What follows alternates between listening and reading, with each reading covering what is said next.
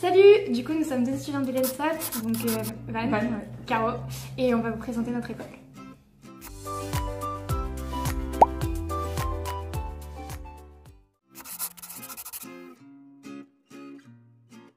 Alors déjà, donc il y a une vie étudiante super ouf, on fait plein de fêtes, après il y a Toulouse à côté, il y a plein de jeunes et tout, ça c'est super cool. Ensuite, la césure, donc il y a une année où tu peux aller à l'étranger et ils encouragent vraiment ça, c'est très facile à faire.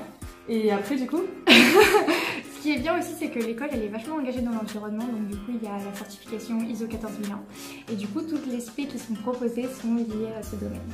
Ouais. Alors le premier inconvénient, c'est qu'on a un cursus assez général pendant 1 an et demi. Ouais. Et le deuxième inconvénient, c'est que le campus de l'école il est situé loin de Toulouse, donc si vous avez envie d'aller en centre-ville, il faudra se bouger les fesses quoi. Ça arrive pas très souvent la motivation.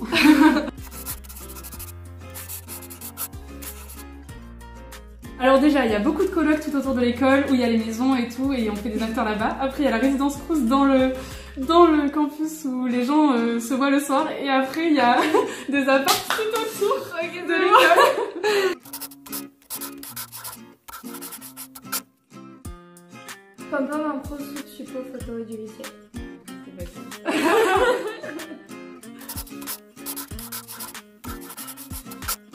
Football féminin, masculin, handball, tennis, badminton, basket, rugby, féminin, enfin non, ouais, féminin, masculin, et plein de sports ultimate et plein de sports avec les autres écoles type escalade, tout ça.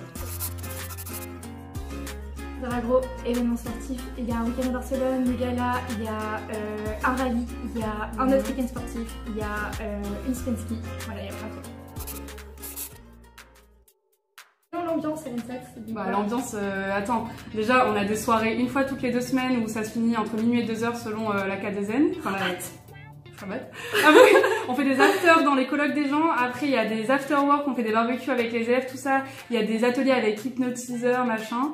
Et puis c'est pas mal déjà. À l'ENSAT, d'abord, on a 3 semestres assez généraux où tu fais pas mal de matières, de l'environnement, de l'écologie, de la génétique, des stats, de l'informatique, de l'optimisation, donc plein de trucs un peu bizarres, mais ça va, c'est cool.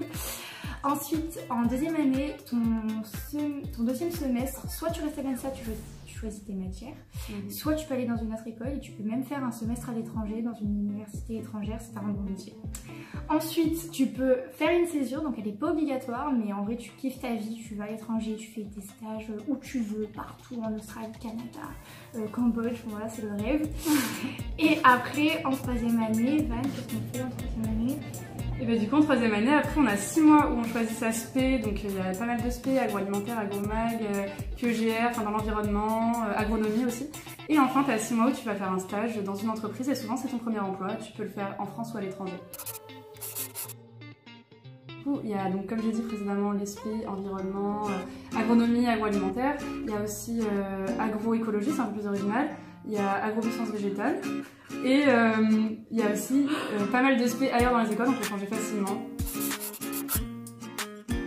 Ok, donc ce qui est cool à l'ENSAT, c'est que 100% des étudiants ont une expérience à l'international, que ce soit de par la césure ou des stages à l'étranger.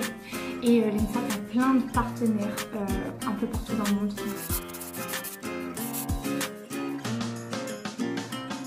ENSAT, ENSAT, ENSAT!